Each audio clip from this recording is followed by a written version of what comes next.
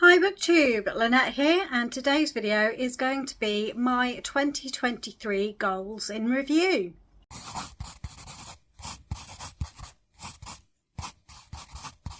I still haven't mastered the art of having two videos going in one, so I'm just going to talk you through the goals that I had last year. I had 8 goals in total, but only 5 of those were actually reading goals, and I'm only going to go over those. My first goal was to read 75 books, and I have to say I absolutely did manage to read 75 books. I think I hit 75 books in September, and by the end of the year I'd actually managed to finish, I think it was either 97 or 98, bear with me while I consult my oracle. 97 books in total by the time I had finished. So that was really good. 75 I think is absolutely an achievable goal for me, and yeah, if you've already seen 2024 goals then you know that I've reset 75 for this year as well. Excuse my cat's tail, she's feeling a bit sorry for herself and she wants some fuss and attention, so she's currently sat on my knee while I'm filming. My second book-related goal was to read 25,000 pages, and again, yes, I absolutely hit that. I think I was somewhere in the region of 31,000 pages by the time I'd finished the year. And that is my Storygraph pages. So that doesn't just include the pages of books that I've finished, it includes all the pages that I've recorded as reading from the 1st of January to the 31st of December, because unlike Goodreads and other ones out there, it records what you're reading as you're going if you log your daily pages like I do. So really happy with that.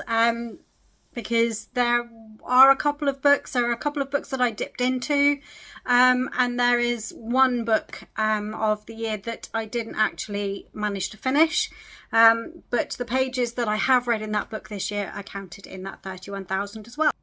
My third goal was to listen to 100 hours of audiobooks, and I came very, very close to that. About halfway through the year, I got to 99 hours and roughly 45 minutes, because I got to 99.73%. So I listened to pretty much almost 100 hours. I just fell very short. But the second half of the year, I just wasn't feeling audiobooks. I wanted to listen to music a lot more, so I spent more time listening to music on my commute than I was listening to audiobooks. So yeah, I have reset that goal this year for 100 hours. I do want to make a real dent in my owned TBR this year, and I really need to get to some of those and listen to audiobooks. Again, you'll already know this if you've seen my 2024 goals. My fourth goal of the year was to try and reduce my TBR and to try to reduce my book buying to 1 book for every 15 that I'd read on my TBR. I have to admit I lost sight of that pretty early in January last year, so it didn't happen, and I only read, of the 97 books that I read, only 30 of those were books that I already owned at the start. So yeah, I didn't really make that much of a dent. However, I didn't actually increase my TBR by much. If anything, I didn't buy as many books as I read, which is good. I read more from my TBR than I had, but I did only reduce it in total by 11 when you add in purchases. However, of the 97 books though, quite a lot of those were from the library. So about a third were books that I owned, and about another third were books that I had been to my library and borrowed and took back.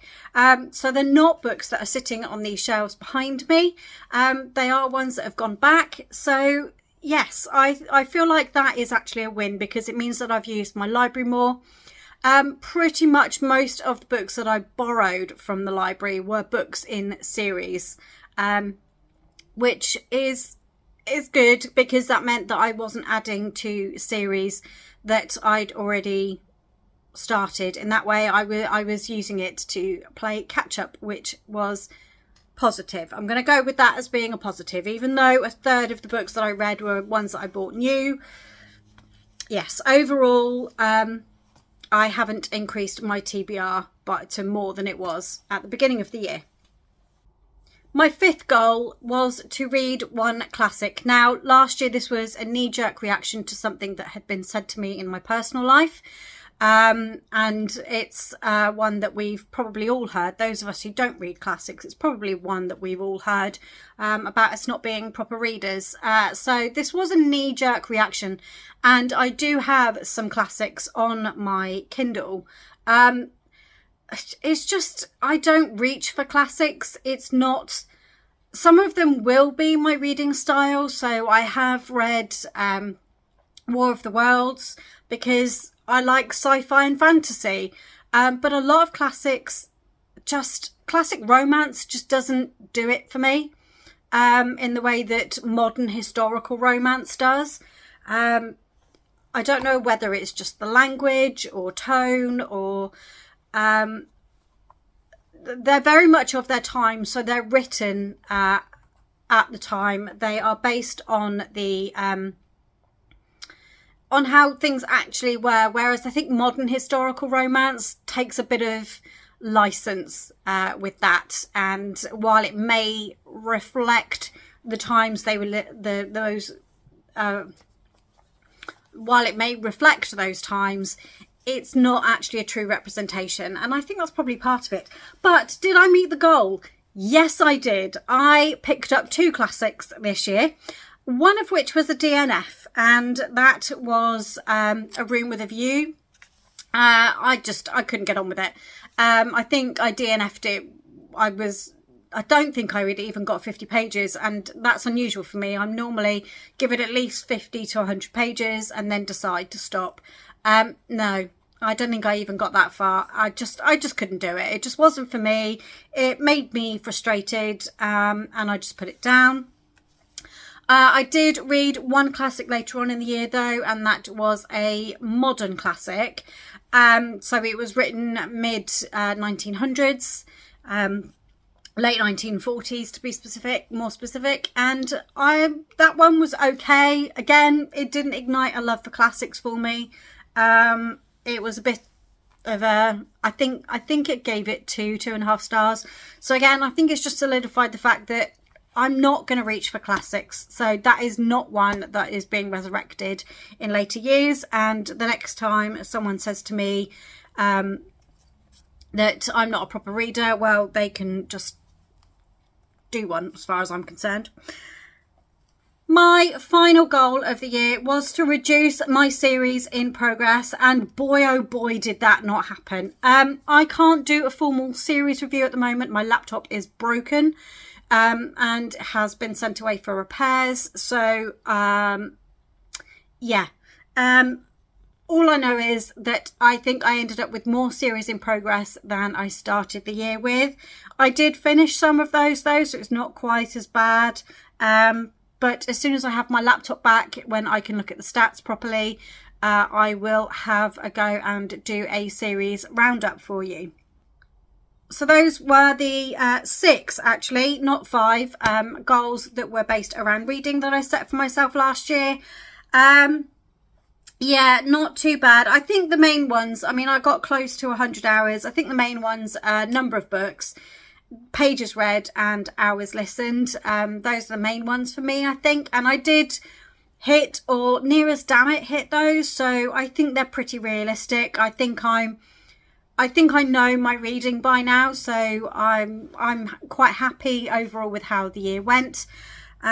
And as you can tell, I carried a few of these over to 2024 reading goals, and they've influenced some of that. So yeah, overall a positive year. I mean, any year where I managed to pick up a book and read it, as far as I'm concerned, is positive. I don't think it matters how many books you read. These are personal goals for me, and I wouldn't want anyone to compare themselves to my reading. If you've only read 5 books in the year, great, well done, fab, you managed to pick up a book and read it.